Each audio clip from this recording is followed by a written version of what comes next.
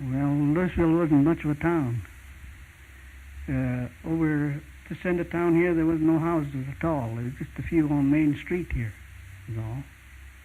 And we had, pretty nice town. It's been a pretty nice town all the time. Were the people here, when you came, mostly Italian, or were they mostly Italian?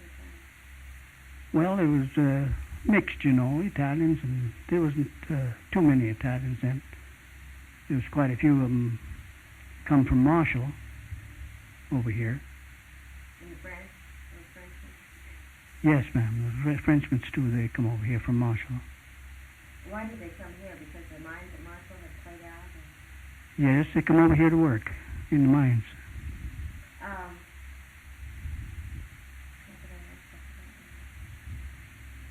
Well, you just go ahead and tell me then about what you remember.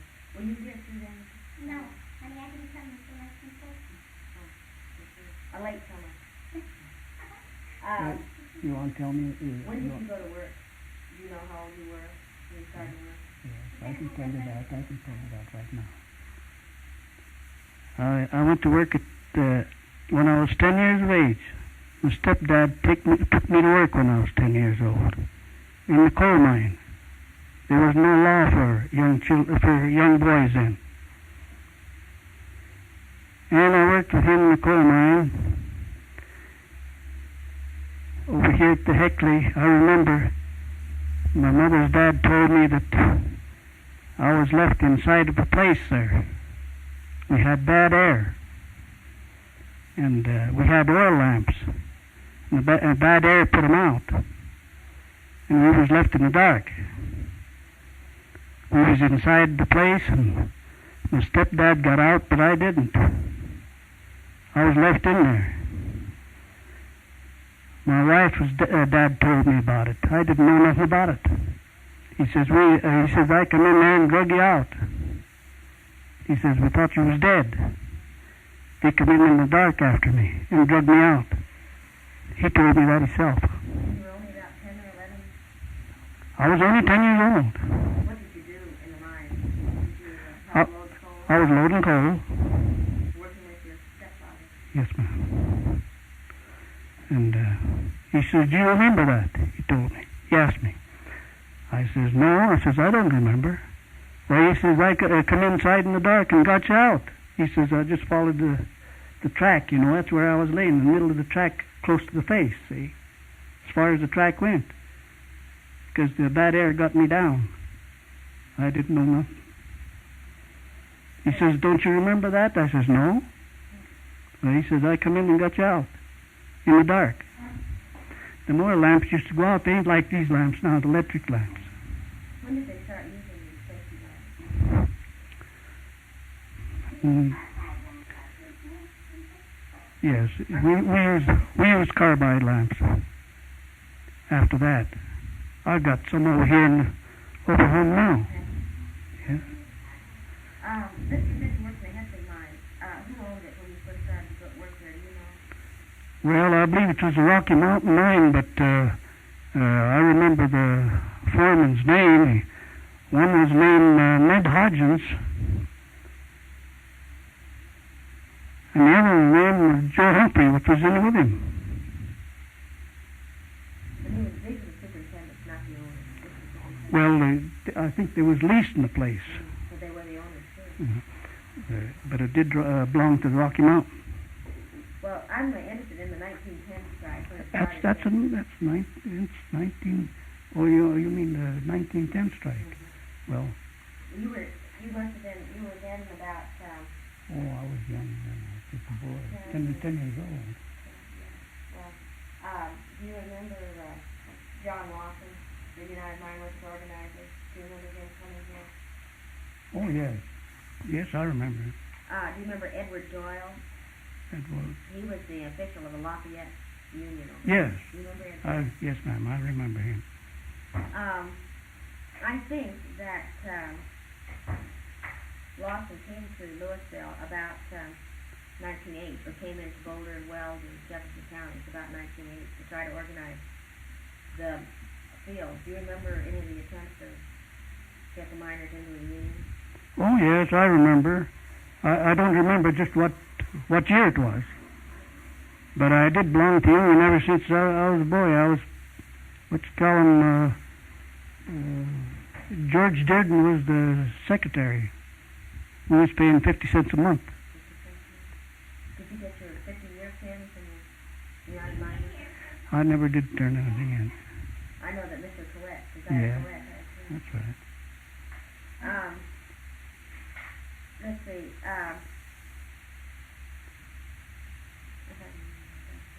The strike was called apparently on the 1st of April in 1910. They first took the miners out here at Louisville in April 1910. And they brought strike breakers in.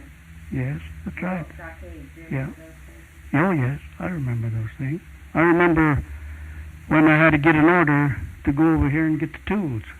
Over at the mine and get the tools, and I had 2 guards come over there with me with the mine to get the tools. These I are went, your own tools? my own tools, yes. Because they told us to get our tools, and so I went over there and got them. I got an order first before I could get over there to get them, before I could get in the gate. Do you know where the strike breakers came from? No, that's one thing I couldn't tell you, where they come from. Do you know if they were American born or foreign born? I'm trying to find out what nationality they were. I wondered where they came from when they brought them here. Did they went back to Europe and recruited them, or where did they? Well, that's one thing I couldn't say. I don't know where they come from. They were supposed to be Baldwin Phelps detectives. That's right. Detectives. That's right. That's what I used to hear him say, but I didn't know. You didn't know. No. You don't remember whether there was any violence here, or when you had any troubles between the union men and the strike breakers? Do you remember anything? Well, during that time when they built the stockades up there, during 1910, they turned the machine gun loose on the town here. I remember that. I was downtown when that was going on. They probably did. Then they brought the militia in, yes. The militia was here, and then the regulars come. You see, the militia went out, and then the regulars come over here. What did they turn the machine guns on the town for? I don't know what they turned it on for. I was down here at the pool hall, and I heard the machine gun going. So I just come over home, and I had to stay by some buildings. I was afraid that I could hear bullets flying all over. What are you going to say? Well, I think not that they want people to sign what do you call that, No trespassing? Yeah. See, in them days, they probably tried the same thing, and people wasn't allowed to do it. I imagine that's what they were for, according to the I read up on the thing. Well, this strike here began about in 1910, but actually Lawson apparently went down to Southern Fields then about 1914 and called a strike down there. See, that's the year they went moving down to Louisville and down to there. But the strike here apparently in Louisville lasted all this time from 1910 to 1915. That's right. 5 years. 5 years. How did the people live here? Did the United Mine Workers have to leave to look for new jobs, or did they? No, they was getting a relief. The single man was getting $2 a week. And I bought a team, and I was hauling coal all during the strike.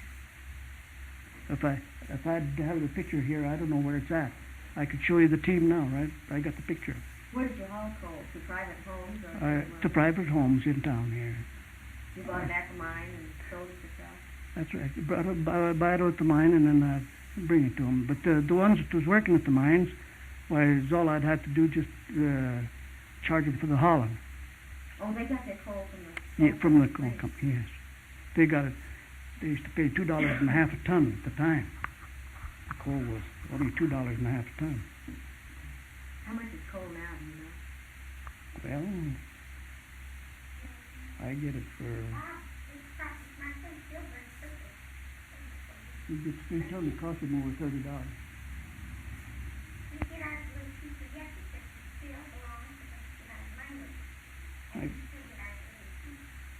I get it for $5.85, I think, a ton.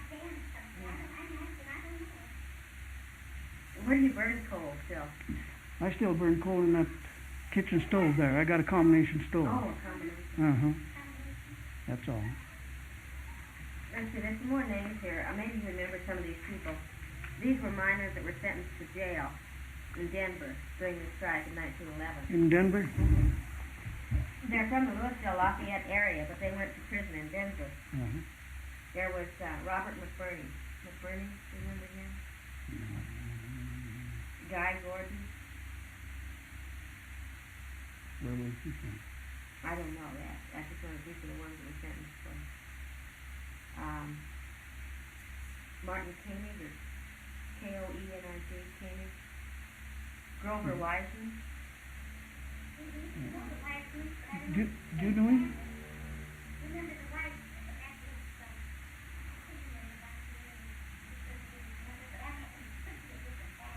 Oh, yeah. John Bolton, he's from Lafayette. John Newcomb. No. I can't remember that long. That was quite a while ago. Oh, yeah. I forgot lots of the names. When I meet him, going fishing, I meet him, some of the boys 50 years ago, they recognize me. And they come and talk to me. But you don't know them? Well, after they tell me their name, then I know. Well, let's see. John McLennan was the president of the local here at District 15. Thomas Scott. Then they have all gone from his side. Were you ever down in the southern Colorado field? No. You never did go down at all? I lived in this town ever since I came. That's unusual. Most of the miners I've talked to have gone from here to Wyoming to Illinois. No, I never moved from here at all. When did you join the United Miners? Well, when I was 10 years old, I was paying 50 cents a month for it. So you joined when you first went That's to right. the miners? That's right. Were you, did you have to keep your membership a secret? No. The mine owners didn't tell? No, we just had a meeting down here. We had a brick hall here, and we used to have a meeting over at the brick hall there, and we didn't have no meeting secret at all. Well, what about after the strike then? After the strike? Well, after the strike, why, sometimes they'd have meetings, but I don't remember if the militia was here or not when we used to have meetings, and they was allowed to come in the meetings if they wanted to. So there wasn't any serious trouble here? No. The mine owners and the United Mine Workers? No. Oh, they had me in jail. Did they? Oh, yeah. What were you in jail for? Oh, they accused me of beating up a fella. I never beat up nobody. They had me in jail, and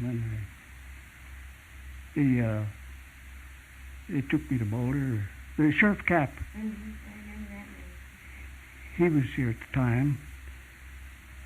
The poor fellow passed away. He got electrocuted, I think, up in the mountains somewhere. And he used to call me up. Says, Carlo says, I want you to come over here. Okay, I'd catch the Interurban and go over there. Say, well, I'll have to lock you up again. So, all right.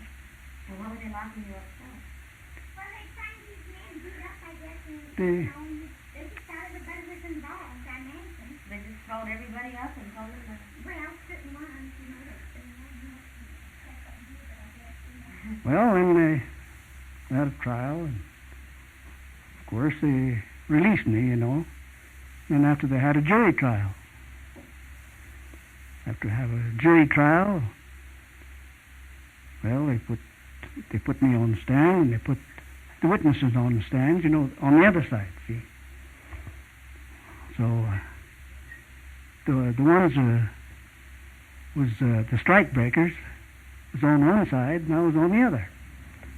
So when they asked them questions, they said, do you know the man that beat that fellow up? Oh, yes. Who is it? Carlo Damiana. You sure? Yes. Are you sure? Yes. So then they put me on the stand, and they asked him, I says, do you know that man there? No. Did you ever see him before? No. Well, how is it you never seen him before? I never seen him before. But what did he do? He says, when you seen him, what did he do? He says, he knocked me off the sidewalk. And Laura asked her, what did he do after he knocked you down? She started crying. Yeah. Well, someone must have wanted you out of the way. So when they put me on the stand, they asked him if that's the man. No. But who is it? Carlo Damiana? Yes. You know him well? Yes. When they put me on the stand, you know that man? That young man? No, I don't know him at all. Did you ever see him before? No. That's all on record over there. Someone told them what to say. I don't know. Because they didn't know you. I don't know at all. You said it's on the record. Is it here in Louisville or? Boulder County. And was this 1910? Well, I don't know just what year it was now. 1910, between there and 15. See? Mm-hmm. I'll have to check that. I'll see if I can find the record. You'll find it.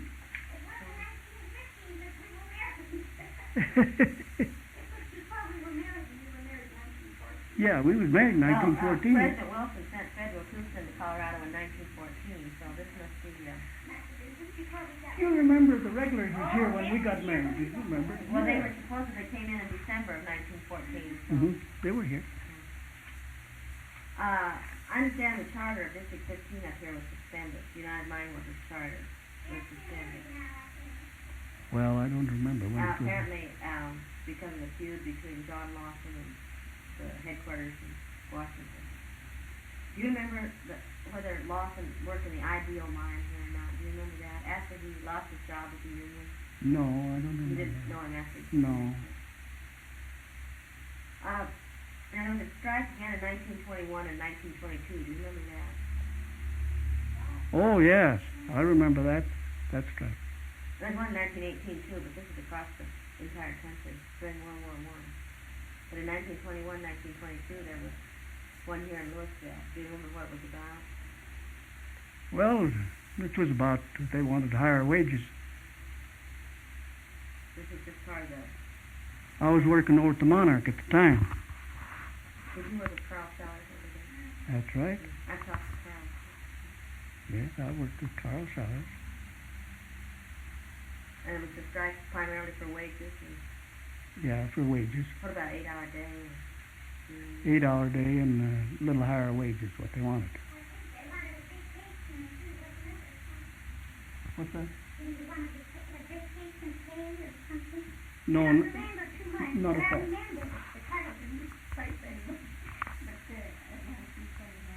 Did you have small children there? Yes. Yes.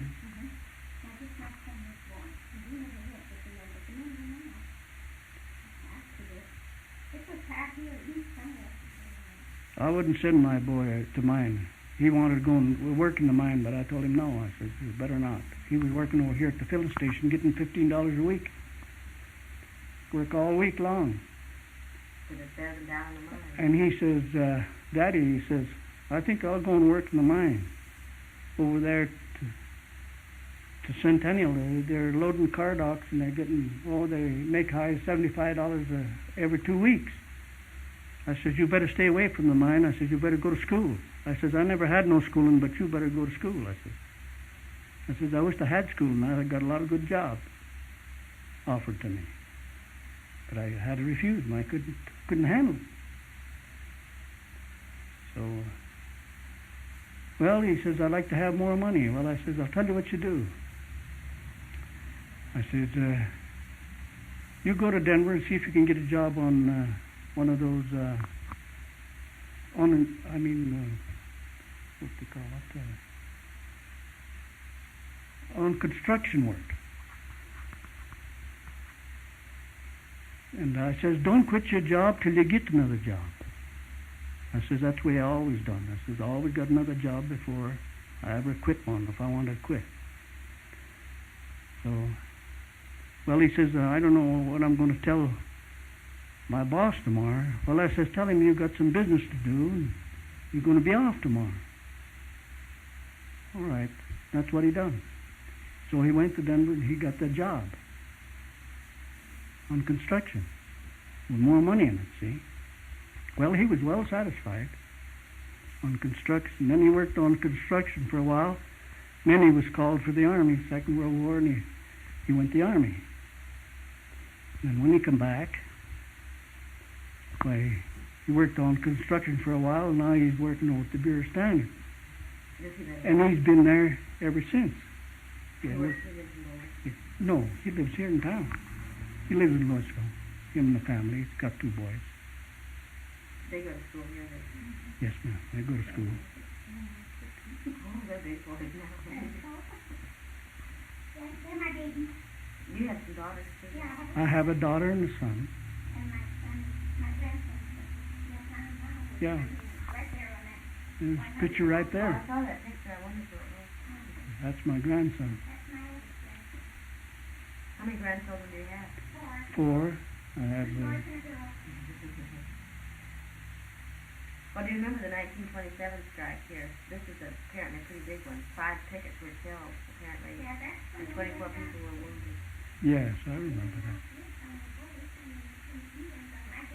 The Columbine mine of Rocky Mountain Fuel, they turned I remember the Columbine mine over there. And Are you getting tired of your oil? You can stop here. no, that's all right. Well, I'll tell you, they used to go over there every morning to Columbine. And where is the Columbine? Well, it was up on the hill today, no mind Oh, now. you can't see it. No, But it was out north of town? by Erie. Fire. Oh, So I was downtown. My wife was sick at the time. She had nervous breakdown, I remember. And some of the boys told me, says, you're sure a chicken. He says, you don't come with us over to Columbine. I says, I haven't got no business over there. Well, he says, there's a post office there. He says, we can all go over there. They can't stop us. Well, I says, I ain't got no business there. You go ahead if you want to go. I'm not going. Well, he says, in the morning, he says, we're going to stop to your house, and we're going to kick that door in if you don't come out. I says, all right. I says, go ahead, try it. I says, if I ain't man enough to protect myself, I says, well, I'm a fool, I told him. They stopped here, but they didn't open that gate. They didn't come in. I didn't tell my wife nothing, because she had a nervous breakdown. I told him, I said, you boys are going to go over there. I said, you're going to fool around till a bunch of you get shot. And that's just what happened. they're turning the things on fire. But Yeah, this is and a tear wobbly bombs, too. strike. Wobbly strike. And the tear bombs, too. Well, now how did you remember the United Mine Workers? Did you know many of the people who were members of the IWW? No. The Wobblies, yeah. The IWW. Wobblies. Well, do you know whether very many of the United Mine Workers changed over to the Wobblies, or were these new people in town that joined the Wobblies? Or where did these Wobblies come from, do you know? We don't know. I don't know where they come from.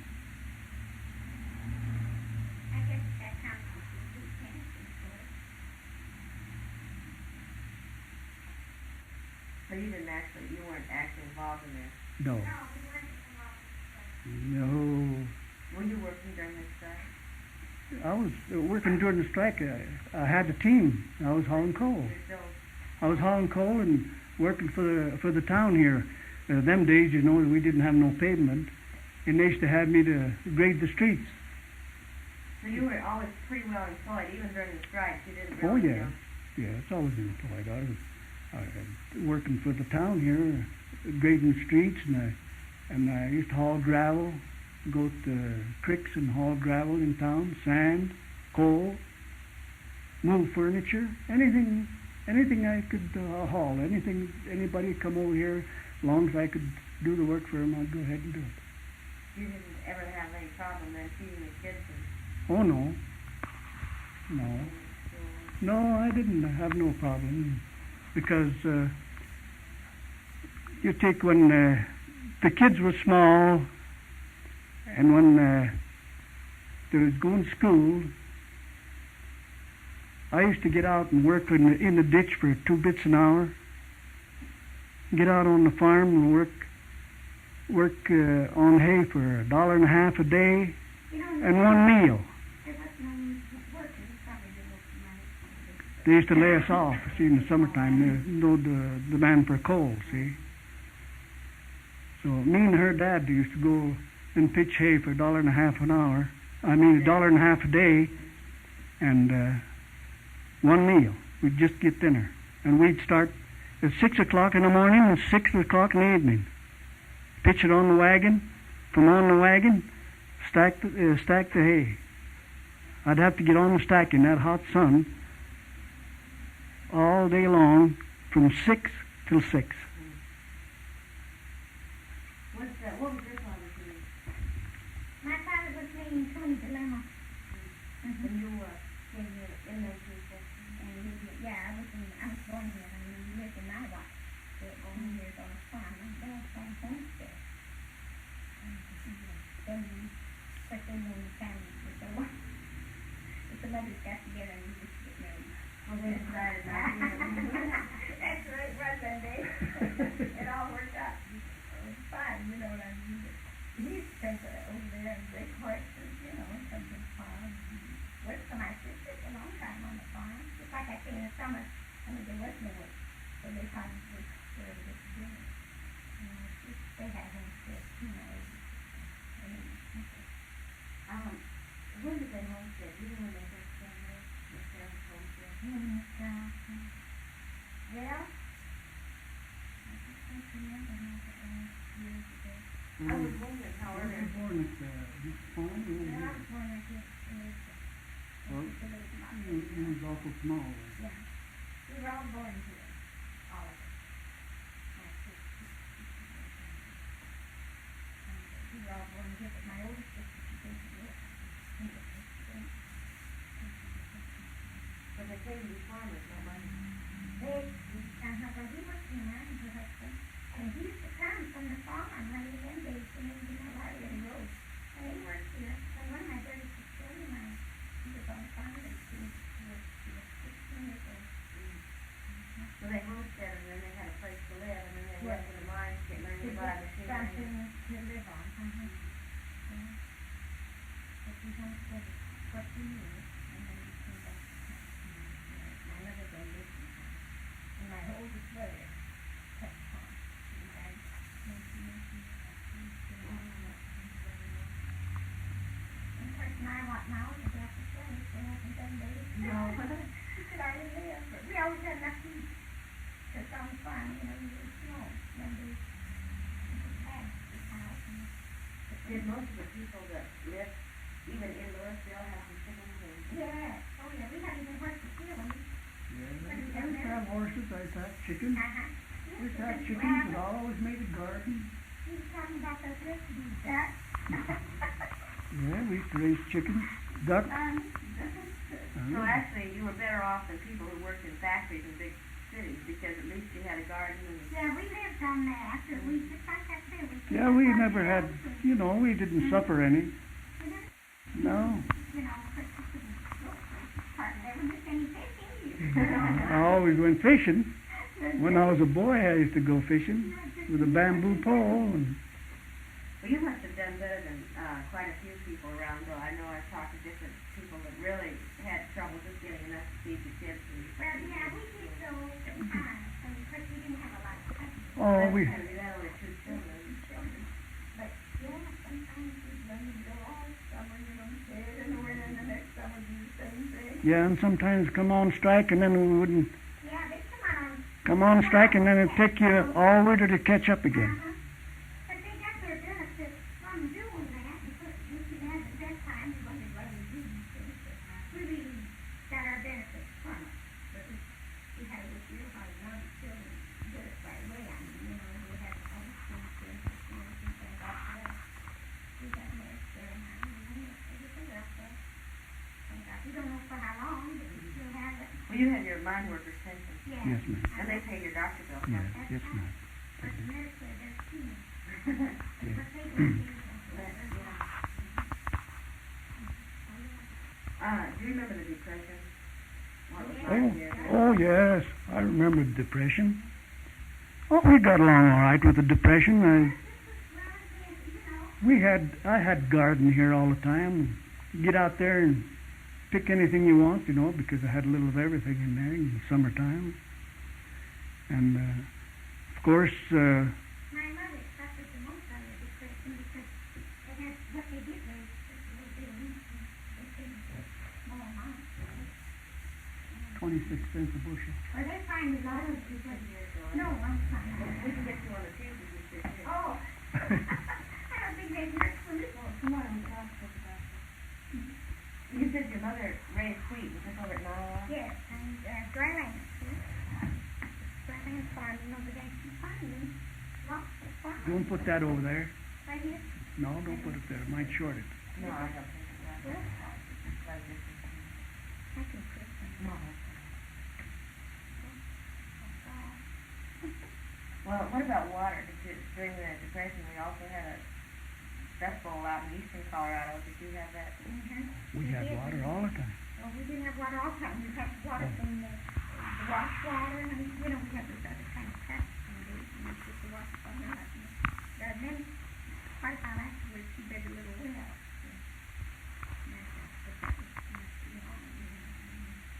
One of the men I talked to, he's a younger man, he works in Boulder, was telling, when he was Boba, Oh, yeah, John from Boulder, Latin. Yeah. was saying that during the Depression, that the WPA is what kept his family going. His father worked on the roads and building the sewers and things. We never got on it. I tried to get on WPA. I never could get on it. And then when the town made the filter up there, and I didn't have no work for quite a while because there was no jobs, no place. Finally, I went to town and asked him if I couldn't get a job over at the filter. He asked me, he says, "Are you a citizen?" I said, "Yes, sir." I said, "I am." He says, "Well," he says, "if you're a citizen," he says, "you better bring your citizen papers down here." And that's how I got the job up there to filter. And I worked over there.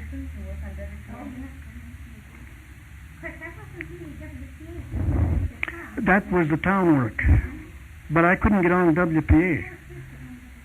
And on the WPA, there was some people in town here. There was 2 or 3 in the family, and they got on, and I had a family, and one man couldn't get on.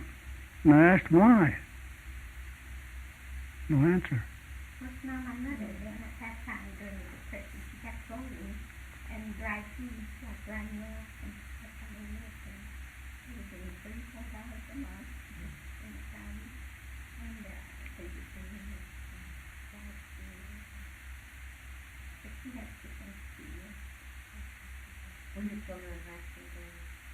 This Depression? Yeah, this was really part of it, yeah. Well, Bob did they went to Burns. Bob did, and then Cleo went to Barnes. We got the kids to go to school anyway. If I didn't have no schooling, because I told him, I says, "You better go to school, boy." I says, if I had schooling, I had a lot of good jobs offered to me. I couldn't handle them. Even the insurance man wanted to give me a job. Do you remember? I says, "I can't handle it." "Yes, you can." He says, "Go ahead." He says, "Take it." I said, "No, I'm sorry." I says, "I just can't handle the job. I ain't got no education. I wouldn't know how to talk to people. I wouldn't know what they'd be, what they ask me a question, why I couldn't answer it." Well, did you go to school at all after you got to the United States? No, I didn't go to school long. See, you take. Oh, I was little. I went to first grade. I remember Mrs. Hamilton was teacher at the time. But you spoke Italian when you went to school? No. Well, yes, I got amongst the other children, and I learned with them. And I went high as far as the second grade. Mrs. Brown was teacher at the time. She was living right over here across. Well, you learned to read a little bit, so you can read. I'll tell you, I had a hard time to learn. I don't know why.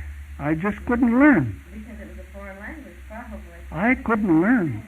I mean, English was a foreign language to you. Your native language was Italian. And I don't even know my own writing Italian either. Because, you see, go to school then? No. That's very hard for people when you have to start to school and learn to speak a new language and read it and write it. It's very difficult. And still we have people that stand from that way and hang on to that. It's easy. You know, labor is good. So, labor is good. Jesus came, my pastor left me high school. And it's just hot book. Still, I'm going to have a broke. But they still learn quickly. Oh, you bet that. That's fine. Well, let's see. Are there any other questions here? What about the conditions in the mines around here? You said that you had gas in the one when you were. Do you remember? Oh, the Monarch had gas where I was working. I was working at the Monarch. And, No, I was thinking, in the later years. yes. What about timbering? I done all the timbering down there. I done a lot of timbering. Yes. I was timbering.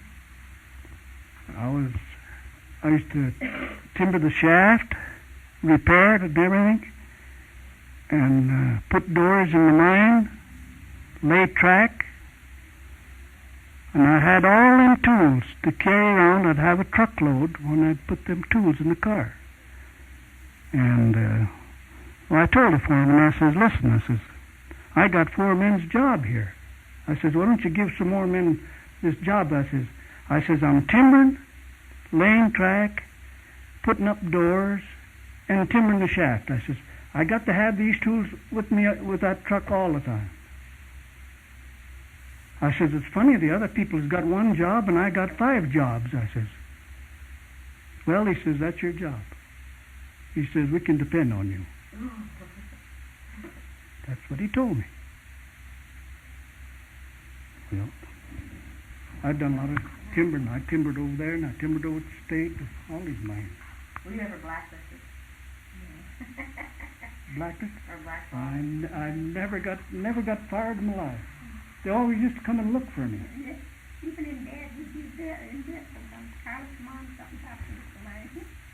They called me at 11 o'clock one night over at the mine. That's where Carl Sellers was working. Says, Carl, says, we'd like to have you come over here. I says, what's wrong? We got 28 men in the mine and we can't get them out. I says, what's the matter with the air shafts? Can't you get them out of there? No. I don't know if the water line was busted, the steam line, or froze. He says, you better hurry and come over here. I says, okay. I got out of bed and away I went. And when I went over there was high coal, see? And one of the cages got stuck in the shaft. I don't know if Carl Sellers ever told you or not. Got stuck in the shaft. There was a loaded car on one cage and an empty on the other. Well, they couldn't move them no more. Well, so they called me to go over there, and they asked me, says, how are you going to get down there? He says, that other cage is down there 300 feet. Oh, I says, I'll go down the cable. Slide the cable down. I said, but I like to have a rope tied around me to go down.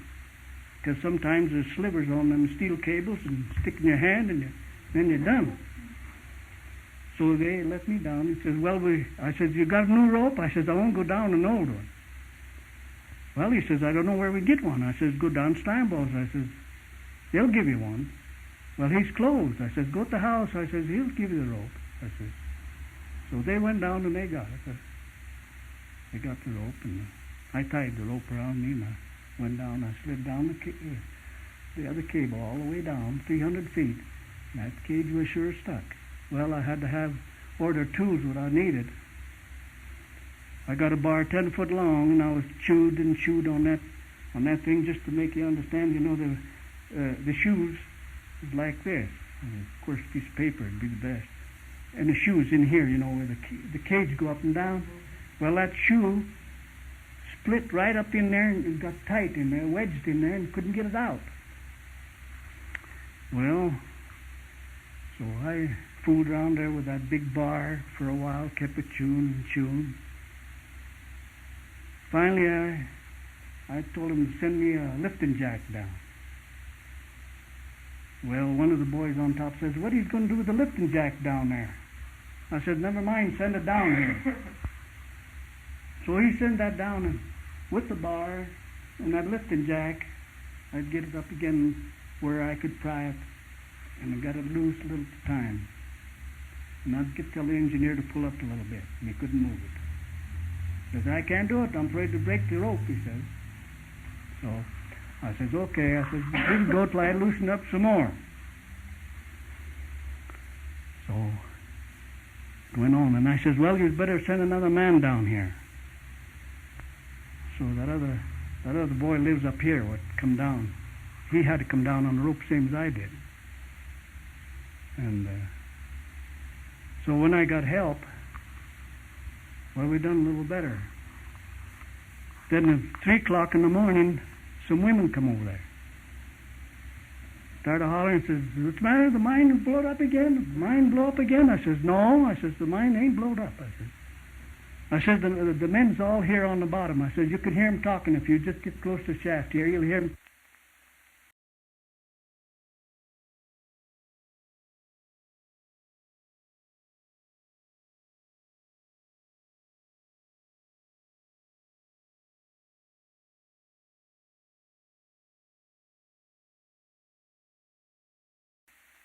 And I said, "Well, it's all right." Well, you see, it's 3 o'clock and they wasn't home yet, because they were supposed to be home, about 12:30. Better put her out. So I said, "It'll be maybe a little late," I says, "maybe about 8 or 9 o'clock in the morning before I get the men out," I said, because they called me at 11 o'clock. And finally, I got that loose and fixed up the shaft. And before I got through the shaft, I told my partner, I says, "You go down on that other cage and I'll guide this and then them guides before we put them in." I said, "We'll get them men out." He says, "Okay." So I got on the other bonnet on the cage, and I guided them in the other guides, it was in. And then after we got all the men out, I put the rest of the guides in, and then we started hoisting coal. The trucks are still waiting for coal. What time was this? Oh, it was around 8:30, 9 o'clock. They've been down there. The men have been down there then since the night before. They just like tonight, and then they've been out the next day, where they should have been out 12 o'clock. Oh, then we had some more trouble down there. We had some trouble when I was making a slope.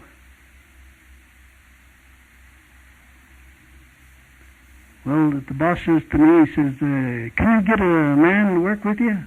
I says, "No." I says, "I don't know who to get." I says, "You better pick the man out."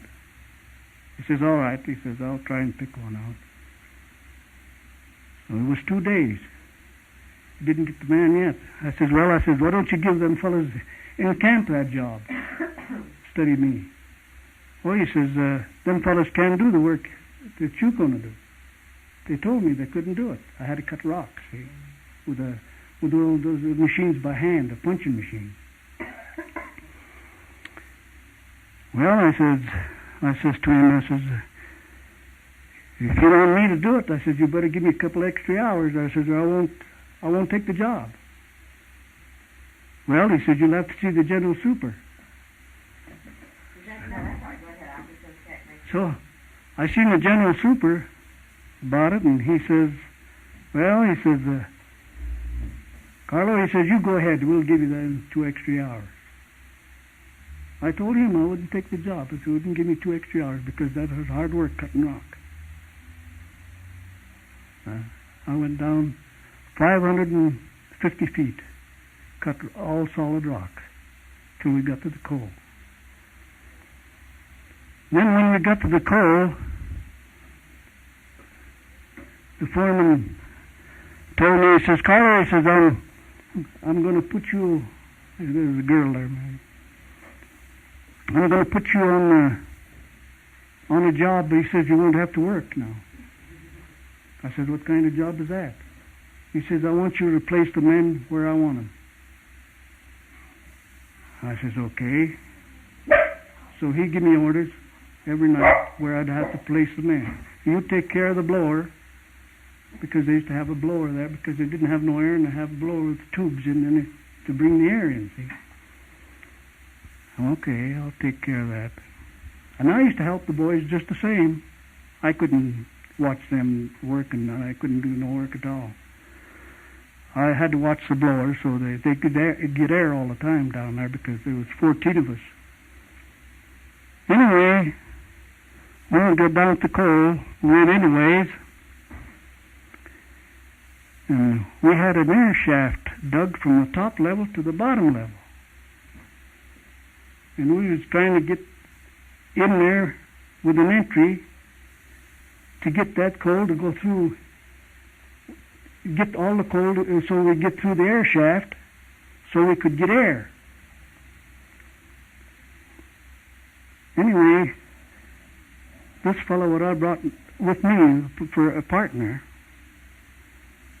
I told the foreman, I said, well, I said, I got a man downtown there. I says, he ain't working. He's got 7 or 8 kids, I says, and I can get him to come over here with me. No, he says, he gives me too much trouble. I don't want him over here. Well, I said, what are we going to do? Finally, he says, Carlo, I can't get nobody. He says, you go ahead and get him over here. So I did. So when we got down to the coal, and there was 14 or 15 of us working down there. Right at supper time, the super gave me orders before I went down. Right at supper time, I told these boys, I says, no, I says, I need 2 machine men, and I need 2 boys to load coal after overtime. I says, whoever wants to stay can stay. I says, but I need the machine men so we can get through there to get to the air shaft. There's only one more cut. Well, nobody answered. And this guy who worked with me all the time, what I got from town here, well, he was going to hit me. I was eating my dinner, and he was going to hit me. I never said nothing. He says, who's going to pay me? He says, if I work overtime. I says, who's paying me now? I says, I don't care, he says. I ain't going to work overtime. I says, I never asked you to work overtime. I says, whoever wants to stay. I want 4 men. And he says, I don't care. Oh, and then he started cursing me. He shut his fist 2 or 3 times. He was going to hit me while I was sitting down. One of the boys walked out and went and told the super about it, what happened. And he blamed me for it. Yeah, I says, I get the blame for everything. I says, it don't make any difference. I says, how innocent a man is. I says, blame me for everything. I said, I'm getting tired of this, I told him. I said, you want to make sure it's me, I said. So, one day,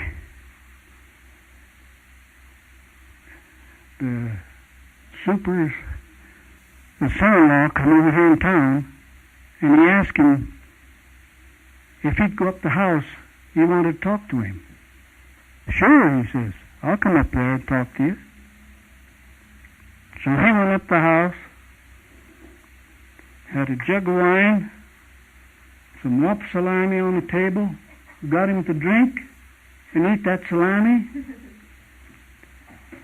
Then he asked him, this was Super's son-in-law, he asked him, he says, didn't Carlo go and tell that super about me over there that night? No, he says, you're mistaken.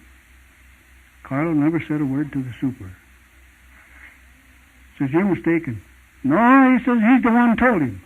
He says, no.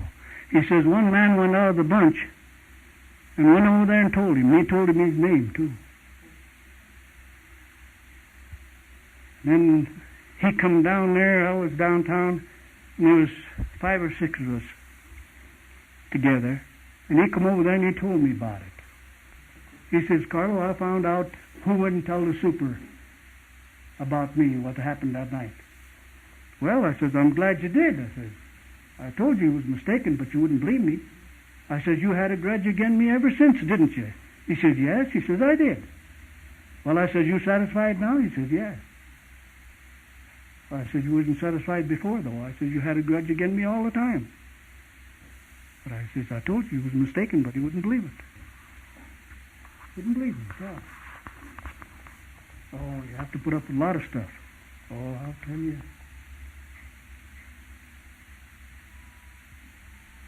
How many years did you work in the mine, boss?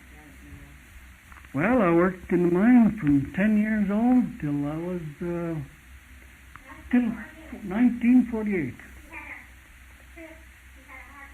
Oh, was it caused by the working in the mine? All that bad air and everything. I worked in the mine when the boss would tell me, go in and cave a place in. We had to cut all the timber out so it could all cave in. They'd give me a safety lamp to go in there, and you go in there a ways, and it's such a bad air, it'd put the safety lamp out. Well, I'd go back out and light it, and go back in. I want to do the work right. I want to chop them right from the end, clear back. So to have a good cave so the weight wouldn't go on the other place, see. That's what they wanted. So I went in there, my light went out. I come back out the entry in the fresh air and put the light on again. I went in there, went out again. As soon as I'd hit a certain spot, boy, blow it right out. Safety lamp. Of course, I had that other electric lamp on me, see, with that battery. Good thing I did. I'd have to walk in the dark. Maybe I wouldn't get out in the dark either. So I left, I lit the lamp again, and I went in as far as that lamp would stay lit, and I started there and come back. Then when they worked the other place ahead, and they went through there, the super seen it, he says, Carl, he says, you didn't cave that place in over there. I says, no. I says, anytime, I says, your lamp goes out, I says, you give me a safety lamp, and it went out 3 times, I says, going so far, and I says, I started back there. He says, but the timber there is just the same as they were. Well, I says, I can't help that. Go and chop them out. I says, if you want to. He says, I'm not going in there and chop them out. So I told you, oh, if I'd have to work in the mine again, I'd never do it again. I was going to work in the beach again for 10 cents a roll, a half a mile.